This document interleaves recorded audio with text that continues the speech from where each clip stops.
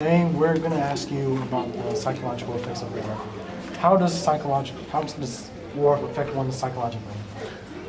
It really messes with your psyche if you allow it. Your training actually has a lot to do with it.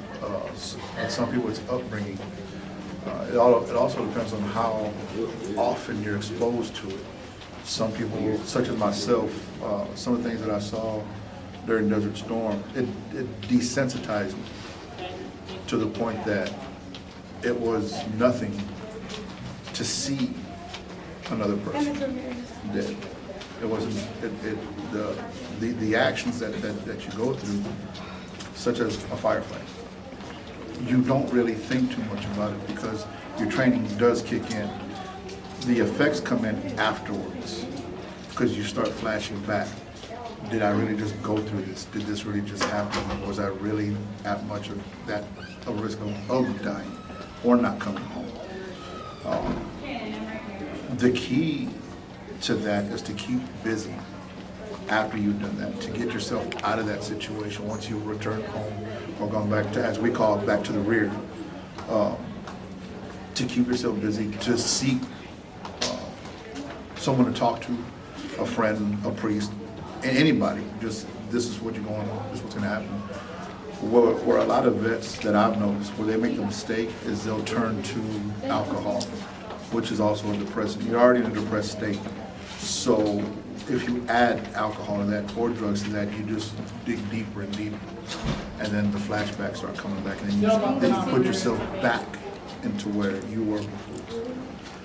So it can do one or two things to you. It can either make you stronger, or it can make you, I'm not gonna say weak, that's not the right term to use, but it'll take you to a place that you weren't before. And it's hard to get out of that. Understandable. So I'm interested to know, how did it affect you personally? My father was in Vietnam, and the stories that I heard from him got me ready for it. And I remember right when we deployed, I asked my dad, how did you handle the situation that you were when you were there? And this resonated throughout my entire time and all my campaigns was, it's your job. Look at it as it's your job. If you have to take someone's life, it's your job. Don't do it in malice. Don't do it with hate in your heart. And I can honestly say, personally, I don't think it's affected me with the things that I saw, the things that I had to do, and things that our team had to do. I don't think it's affected me. But I've had other vets say, it's there. It just hasn't come out yet. And it may come out and it may not. I hope it doesn't, because I've seen the effects that it has on some of them, but if it does, then I gotta figure I'll be looking to my own advice and seeking help. We've had some teachers here that have talked to me about it, because they've also experienced some of the things. I've talked to vets from previous wars, and I've talked to vets coming back now. My son, this is his second tour in Afghanistan, so I'm trying to get him ready like my father got me ready. Do you have any close friends that have been very affected by Oh yeah, and that's why I say I don't like to use the term, it's a sign of weakness if they do go off the deep end, because these guys aren't weak. It's just, it's a mental strain that it takes on you. I like to think of it as women, when they have babies, some of them go through postpartum depression and never come out of it. Does that mean that they're weak? No, it just means it had a psychological effect on them that they just can't seem to shake. And yeah, I had quite a few guys that they came back and they were just things that we take for granted, everyday interactions with people, it's hard for them.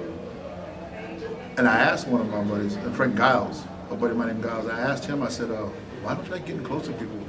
I don't want to lose anybody else. So, yeah, it's affected. So how does this affect the civilians during wartime?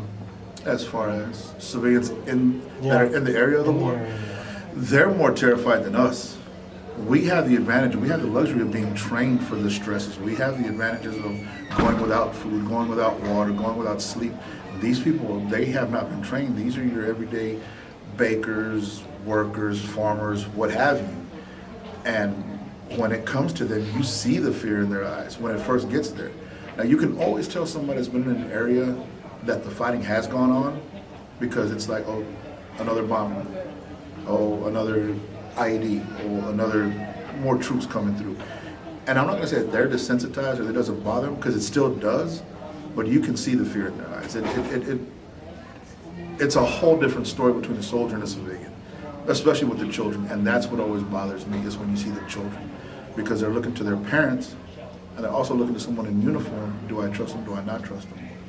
So I can only imagine, to where us here in the States, our biggest fears are mom and dad gonna get divorced because they're fighting, is dad gonna get laid off, are we gonna be able to pay the bills? Over there, is mom and dad gonna be alive? Are we gonna have a home? Am I gonna die? And that's, yeah, you can see it in them. Speaking of that, so I'm sure this affects children in many ways as well. It does. So, and I've also heard about this selective service draft. Could you explain to me how that works? The selective service, what it used to be was the United States government, they would send you a card in the mail. What you would, and this was for the draft, and what you would do is you would fill it out and you would mail it back. When you mail it back, you are now in the lottery for a draft, if there's ever a draft. I just saw a recent selective service card. They no longer give you the option of filling it out and sending it back. They send you the card and it already has your number on there. It's like the government saying, we know you're here, we know you're not gonna fill it out because of the generation that you are, so we got you. Back in the 40s and the 50s and the 60s, well, not so much the 60s, that was the whole hippie generation, but the 40s and 50s, the greatest generation because of World War II, where it was, what can I do for my country? It wasn't, yes, I'm gonna fill this out. That's just my civic duty. Today's generation, up until about past 10, 15 years, you want me, come find me. So that the government got wise to that, and instead of giving you the option of filling it out and sending it back, they automatically give you the number. In fact, some of your schoolmates have brought their selective service cards. And I saw them, because they asked, well, what do I do with this? And I was gonna tell them, and I saw the numbers on there, I'm like, well, you don't have to do anything, this is yours, man. And so they're, oh, okay. So. Well, that was very interesting, and we've learned a lot. Thank you, Mr. Ramirez, Thank you. for your time.